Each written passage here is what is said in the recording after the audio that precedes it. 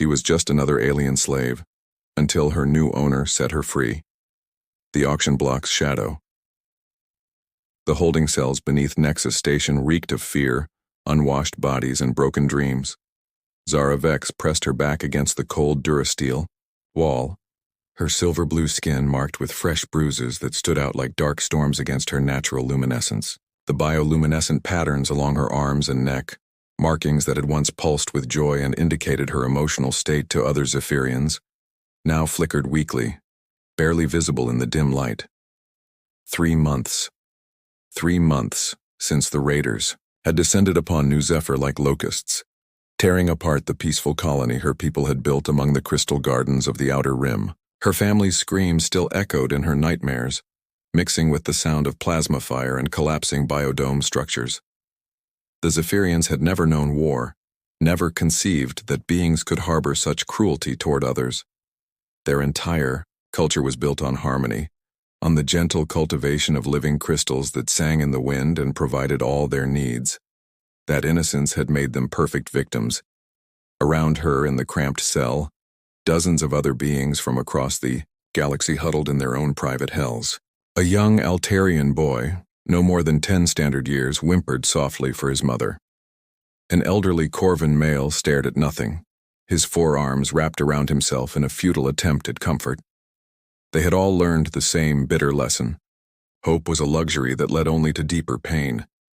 The electronic lock on their cell hummed ominously, and several prisoners flinched backward. Heavy boots echoed in the corridor beyond, accompanied by the coarse laughter of the guards. Zara had learned to recognize the different sounds. Food delivery was quick and quiet. Medical checks involved the whir of scanning equipment. But this was the sound that preceded the auction. "Listen up, meat." Grax the handler's voice boomed through the speakers embedded in the walls. The Brutarian's words were translated into a dozen languages simultaneously, ensuring every prisoner understood their fate. "Next lot's going up in 10 minutes. Looking at you, Blueskin, and you, the four-armed fossil. Don't embarrass me up there, or you'll learn what real pain feels like." Zara's luminescent markings flared involuntarily with terror before dimming to almost nothing. She had watched this ritual play out dozens of times over the past weeks, seen strong beings reduced to broken shells as they were paraded before buyers who saw them as nothing more than exotic possessions. The lucky ones were purchased quickly for labor. The others, the energy barrier flickered and died with a sharp pop. Rough hands seized Zara's arms, hauling her to her feet despite her attempts to make herself small and invisible. "Your turn, Crystal Light," one of the guards sneered, his breath reeking of synthol and rotting teeth. "Try to look pretty for the buyers.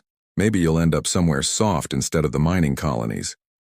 The corridor leading to the auction chamber seemed to stretch on forever, each step taking her closer to a fate decided by strangers with credits and no conscience. Other prisoners pressed against their cell barriers, some reaching out in futile gestures of comfort, others turning away to avoid witnessing what they knew awaited them all. The auction chamber was a grotesque theater of commerce built into the heart of Nexus Station. Tiered seating rose in concentric circles around a central platform bathed in harsh spotlights. The buyers filled the seats like carrion birds, crime lords in expensive suits, wealthy perverts hiding behind anonymity masks, ship captains looking for cheap labor, and worse. Much worse. Mechanical restraints clicked into place around Zara's wrists, hoisting her arms above her head as she was positioned on the platform. The lights made her squint, but she kept her gaze fixed downward, trying to disappear inside herself the way she had learned to do during the worst moments of captivity. If she couldn't see their faces, perhaps she could pretend this was all a nightmare. "Lot 847, the auctioneer announced with practiced enthusiasm, his amplified voice echoing off the chamber walls. "Prime Zephyrian female, approximately 22, standard years. Note the exotic bioluminescent skin, completely unmodified and unblemished despite recent conditioning. Zephyrians are naturally empathic and docile, making them ideal for domestic service, entertainment, or personal companionship. Bidding starts at 2,000 credits." The bidding began immediately, voices calling out numbers with the casual indifference of beings purchasing furniture. Zara tried to block out the words, the way they discussed her body and potential uses, as if she were livestock at market. She had watched others break down during this moment, sobbing or begging or cursing their buyers. She would not give them that satisfaction. 4,000, came a gravelly voice from the middle section. 5,000, countered another bidder, with a laugh that made Zara's skin crawl. The numbers climbed steadily. 7,000, 9,000, 12,000 credits, more money than most beings on the outer rim saw in a lifetime, all for the right to own another person. 15,000. The chamber fell unusually quiet. The new voice was deeper than the others, rougher around the edges but without the predatory eagerness that had characterized the previous bids. Despite herself, Zara risked a glance upward. The man who had spoken sat in the back rows, partly hidden in shadow. Human by the look of him, probably in his mid-40s with dark hair streaked with premature gray. He wore a worn leather jacket over a simple black shirt, practical clothing rather than the expensive finery favored by most of the other buyers. His face was weathered by years of space travel, marked with small scars that spoke of a hard life among the stars. But it was his eyes that caught her attention. Steel blue and intense, focused directly on her face rather than her body. There was something in his expression she couldn't identify. Not the hunger she had expected, not the calculating assessment of property, but something else entirely. Something that made her luminescent patterns flicker with confusion rather than fear. Going once, the auctioneer called, scanning the crowd for counterbids. Going twice. Silence stretched taut through the chamber. Several other buyers shifted, uncomfortably, apparently unwilling to match such a high bid for a single slave. Sold to Captain Decker. The mechanical restraints released with a soft hiss, and guards immediately flanked Zara as she was led down from the platform. Her legs shook with exhaustion and adrenaline, but she forced herself to walk steadily. Whatever came next, she would face it with what dignity remained to her. Captain Decker rose from his seat as they approached, and Zara braced herself for the moment when his facade would drop and reveal his true intentions. They all started gentle, these buyers. The cruelty that followed was always worse when preceded by false kindness. But when he looked at her, there was no smile of satisfaction or ownership. Instead, he simply nodded once, as if acknowledging her as a person rather than property. "Come on," he said quietly, his voice surprisingly gentle.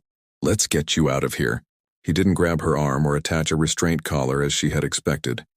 Instead, he turned and walked toward the exit, clearly expecting her to follow. The guards handed him a data pad containing her ownership documents, a legal fiction that made her stomach turn. And then they were walking through the corridors of Nexus Station toward the docking bays. Something in his tone, in the way he moved without constantly checking to see if she was trying to escape, made Zara stumble slightly. The dangerous flutter of hope began to stir in her chest before she ruthlessly crushed it down. Hope led to disappointment, and disappointment led to pain she couldn't afford to feel. The docking bay was a maze of ships of every size and configuration. Sleek luxury yachts belonging to the wealthy rubbed shoulders with battered cargo haulers and military surplus fighters. Captain Decker led her toward a mid-sized vessel that had clearly seen better days, but appeared well-maintained despite its age. The name Liberator was painted in faded letters along the hull. "Welcome aboard," he said as the airlock cycled open. "I know this is going to be hard to believe, but you're safe now." Zara said nothing as she followed him through the ship's corridors. The interior was clean and well-maintained, a stark contrast to the filthy slave transports she had endured. Real windows showed the stars beyond instead of blank metal walls, and the corridors were wide enough to walk without constantly bumping into others. It almost felt like a real ship rather than a flying prison.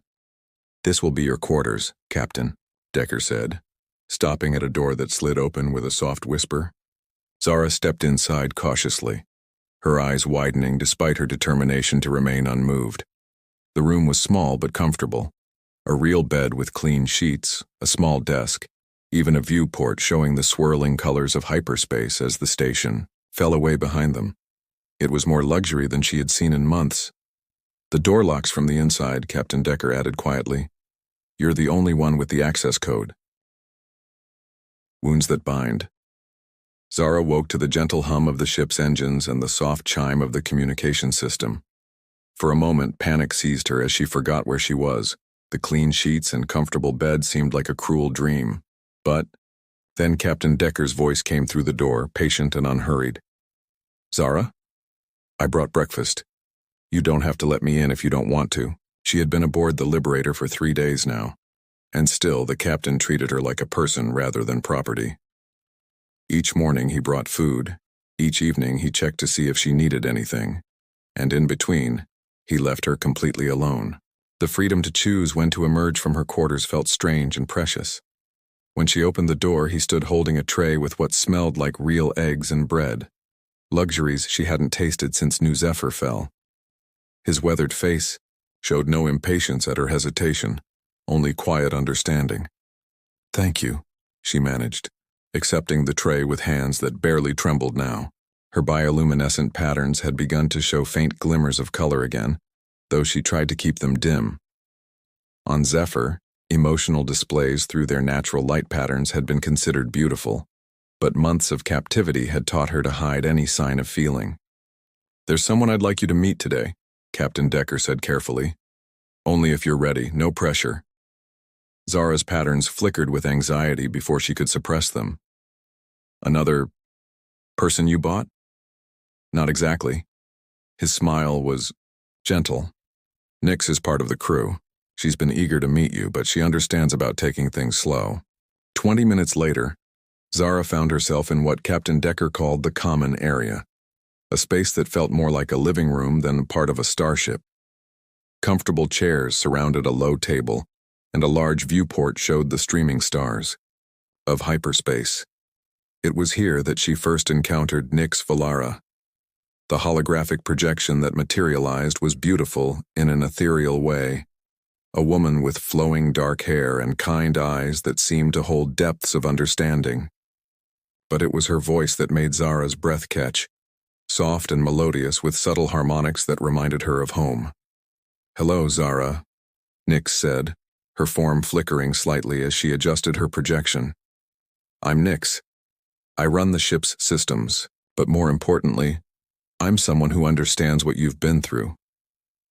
You're an AI, Zara said, not accusingly, but with curiosity. She had heard of artificial intelligences, but never encountered one that seemed so alive. I am now, Nyx replied with what might have been a sad smile. But I wasn't always. I was born Nyx Valara on Kepler Station 47 years ago. I had a body, a family, dreams of becoming a musician. Her image wavered slightly. The slavers took me when I was 25. By the time Thorn found me 15 years later, my body would be beyond saving, but my consciousness, my memories, my soul, those could be preserved. Zara sank into one of the chairs, her luminescent patterns pulsing with a mixture of sorrow and amazement. You chose to become an AI rather than die? I chose to live in whatever form I could, and to help others avoid my fate, Nyx said. Being digital has its advantages. I can process information faster than any biological mind. I can interface directly with ship systems, and I never sleep, which means I can always be here if someone needs to talk. The implications settled over Zara slowly. This wasn't just a rescue ship. It was crewed by survivors, by people who understood suffering and had chosen to fight back rather than succumb to it. There's someone else you should meet, Captain, Decker said quietly. Finn's been working in engineering, but he's about your age. Another survivor. Finn Torvin appeared in the doorway as if summoned, wiping grease from his hands with a cloth. He was young, probably no more than 22 standard years, with the pale skin and slight build common to asteroid miners. His left arm bore the distinctive scars of neural interface ports, the kind used to control mining equipment in the deepest shafts where human hands couldn't reach. Sorry I'm a mess, he said with a shy smile that transformed his angular face. The hyperdrive coupling was acting up again. His eyes met Zara's for just a moment before darting away, the behavior of someone who understood what it meant to be looked at with unwanted attention. Finn was rescued from the lithium mines on Tartarus 7th, Captain Decker explained. He's been with us for 8 months now. 9 months and 3 days, Finn corrected quietly, settling into a chair across from Zara. Not that I'm counting, or anything. His attempt at humor was gentle, self-deprecating in a way that spoke of someone still rebuilding their confidence. Over the following hours, Zara found herself drawn into conversation, despite her instincts to remain guarded. Finn spoke of his life before capture, a childhood spent on small mining operations with his family, dreams of becoming a real engineer rather than just an interface operator. His capture had been random, unlucky, pirates raiding a supply convoy, who decided a young man with technical skills was worth more as a slave than dead. The worst part wasn't the work, he said quietly, his hands fidgeting with a small tool from his pocket. It was forgetting who I used to be. After a while, you start to think maybe you really are just property. Maybe that's all you ever were. Zara's patterns flickered with recognition. How do you remember? How do you become yourself again? Slowly, Nyx interjected, her holographic form moving to sit beside them, a gesture of companionship that somehow felt completely natural. And with help. Healing isn't something you do alone. The ship's intercom crackled to life. All crew to stations, Captain Decker's voice announced. We have a situation. The main bridge of the Liberator was compact but efficient, with stations for navigation, communications, and weapons systems. Zara followed the others, not sure if she belonged there but unwilling to return to the isolation of her quarters. Captain Decker stood at the central command station, his weathered face grim as he studied a tactical display. What is it? Finn asked, sliding into the engineering station with practiced ease. Distress signal, Captain Decker replied. Transport, ship, heavily damaged, requesting immediate assistance. They're carrying refugees from the Outer Colony massacres. Zara felt her blood chill. The Outer Colony massacres had been all over the news feeds before her own capture.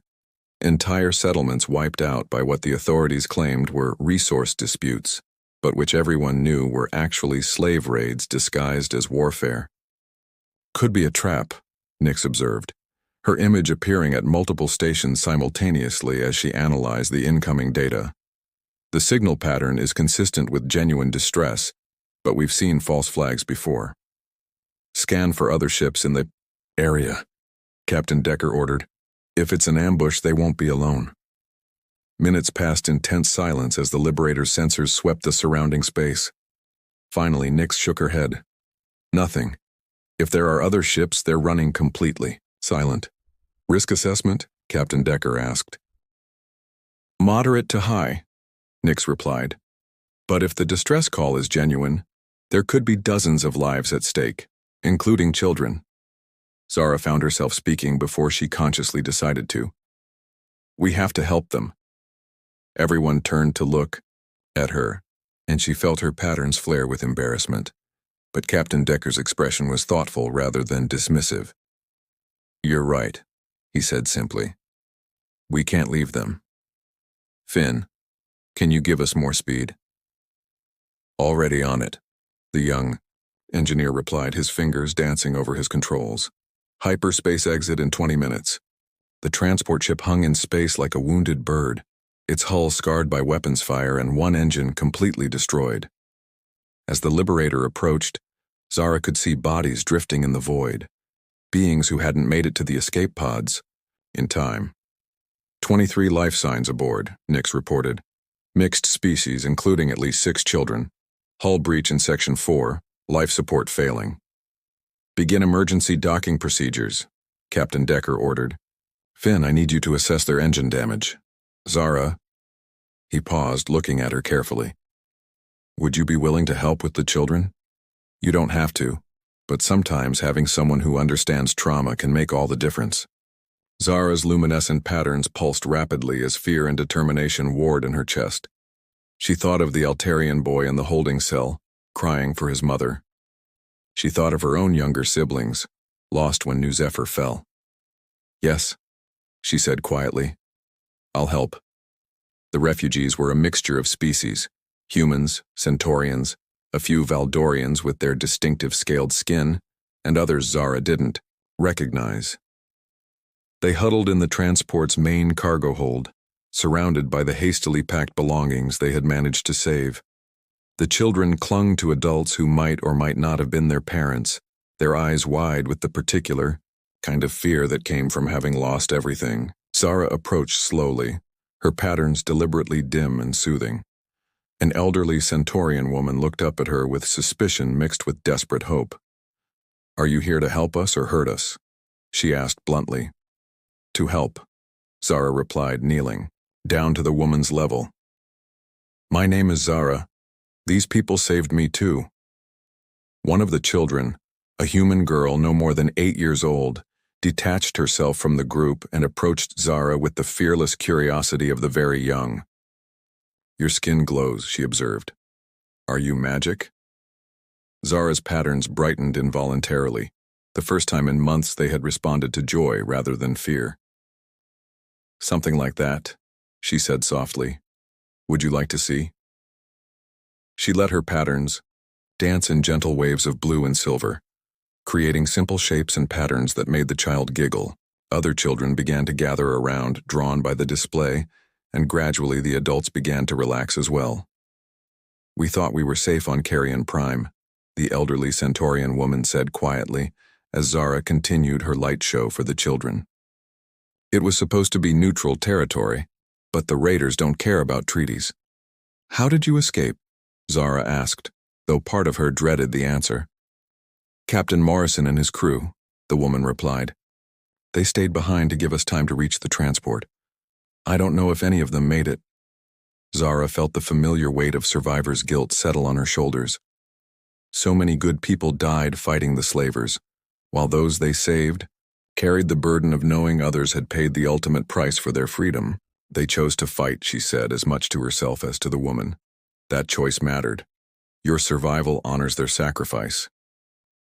It took 6 hours to transfer all the refugees to the Liberator and repair the transport ship enough for it to limp to the nearest safe port. As they worked, Zara found herself naturally falling into a role she hadn't expected, a bridge between the traumatized survivors and their rescuers, someone who could understand both the depth of their fear and the reality of the hope being offered. Later, as the transport ship jumped to hyperspace carrying its passengers to safety, Zara stood in the observation lounge watching the stars. Captain Decker joined her, but neither spoke for a long time. "You did well today," he finally said. "I helped children play with pretty lights," Zara replied. "It wasn't much. It was everything to them. And to you, I think." Zara considered this. For the first time since her capture, she had felt useful, needed for something other than her potential value as property. The sensation was strange and terrifying and wonderful all at once. "What happens now?" she asked. "That's up to you," Captain Decker said. "We're heading to a safe harbor, a place where freed slaves can choose their next steps. Some decide to start new lives far from the slave routes. Others choose to stay and fight. There's no wrong choice." Zara's patterns pulsed thoughtfully. The girl who had been dragged onto the auction block at Nexus Station felt like a different person now, someone smaller and more broken. But perhaps that was the point. Perhaps healing meant becoming someone new rather than trying to reclaim who you used to be. "I want to learn," she said finally. "I want to know how to help people the way you helped me, the way we helped those children today." Captain Decker smiled, the first truly broad smile she had seen from him. "I think that can be arranged." That night, for the second time since her rescue, Zara slept without nightmares. But this time, her dreams were filled with light.